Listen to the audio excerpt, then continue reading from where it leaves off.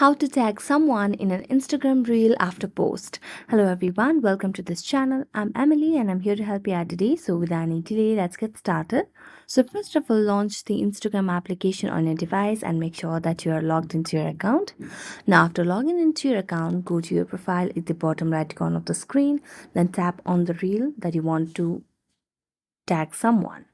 So here I'm selecting on this reel over here. Now in order to add or tag someone, all I have to do is tap on the three dotted lines over here at the top and then tap on edit option over here. Now as I tap on edit, you can see the option of tag people. Now just tap on tag people and here you can tap to tag the people. You can search for the user over here.